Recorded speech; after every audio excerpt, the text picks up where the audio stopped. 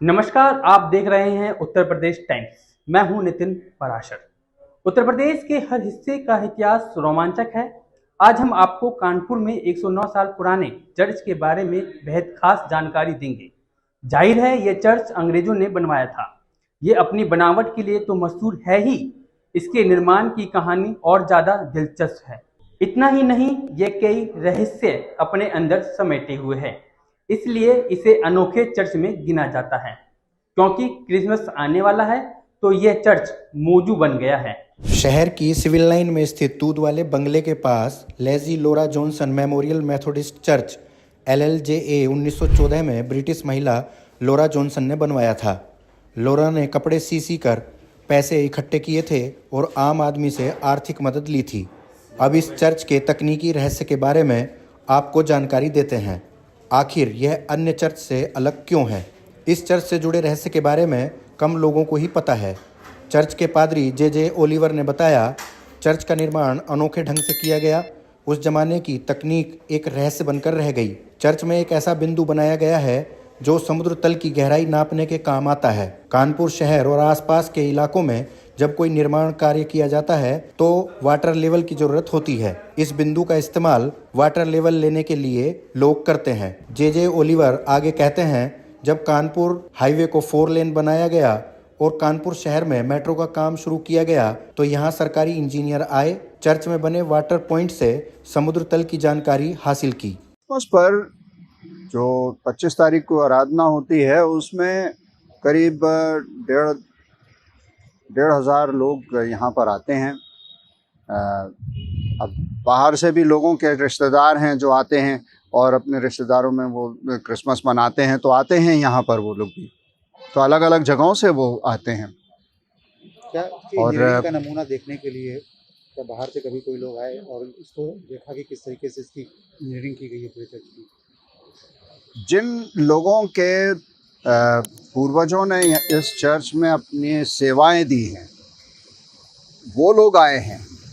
यहाँ तक कि लेजी लोरा जो थी, उनके जो ग्रैंडसन और ग्रैंड चिल्ड्रन जो हैं वो लोग यहाँ पर आए और उन्होंने देखा उसको और उनको बड़ा अच्छा लगा कि हमारे परिवार से ऐसी लेडी थी जिन्होंने कि इस चर्च को बनाने में एक बड़ा योगदान दिया है। और वैसे तो बहुत से लोग हैं जो आते हैं बाहर से, और जब भी वो कानपुर आते हैं पर्यटक और वो इस चर्च को देखने ज़रूर आते हैं। LLJA चर्च का स्ट्रक्चर अंग्रेज इंजीनियरों ने तैयार किया था। चर्च की छत पर डाले गए खपरेल को 109 साल हो गए हैं, लेकिन वह आज भी ज्यों का त्यों मजबूत स्थिति में है। बकौल J.J. ओलिवर, पूरी छत लोहे की 2 प्लेटों पर टिकी हुई है जिनको केवल 2 बड़े बोल्ट से कसा गया है। यदि इनमें से एक भी बोल्ट हटा दिया जाए तो चर्च की छत भरभरा कर ढह जाएगी। लेकिन बीते 109 वर्षों में सब कुछ वैसा ही है जैसा शुरुआती दिनों में था। इसी तरह चर्च में जितनी भी खिड़कियां हैं उनके ऊपर आर्च बनाई गई हैं। आर्च की ईंटों में एक एक की पॉइंट है जो V आकार की ईंट से बनाया गया है। अगर उस V आकार की ईंट को हटा दें तो ऊपर बना पूरा स्ट्रक्चर ताश के पत्तों की तरह ढह जाएगा।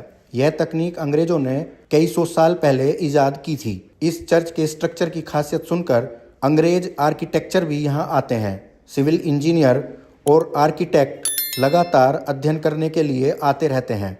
खास बात यह है कि ब्रिटेन से लोजी लोरा जॉनसन की मौजूदा पीढ़ी के लोग भी चर्च देखने आते रहे हैं। दूसरी बात जो ये है कि इसमें चर्च के अंदर 2 आर्च हैं। वो 2 आर्च जो हैं वो लोहे के 4 रॉड पर सधे हुए हैं जो कि नट बोल्ट से कसे हुए। तो वो 2 रॉड हैं जो आर्च को साधे हुए हैं और उसे गिरने नहीं देते। अगर वो हटा दिए जाएं या टूट जाएं तो फिर वो उतनी छत ऊपर की नीचे गिर जाएगी।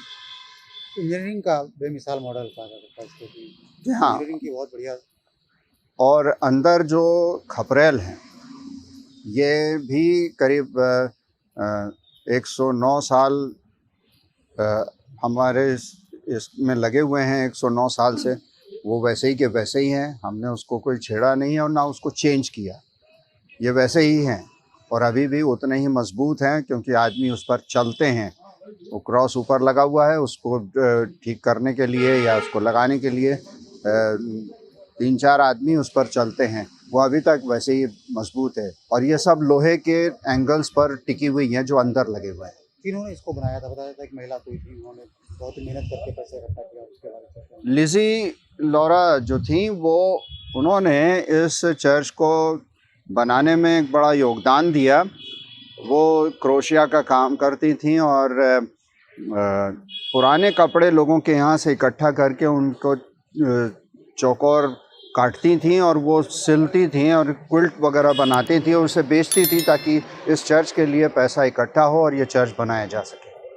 तो इस तरह से और भी लोगों ने इसमें योगदान दिया और ये चर्च ऐसे ही योगदान से बना है।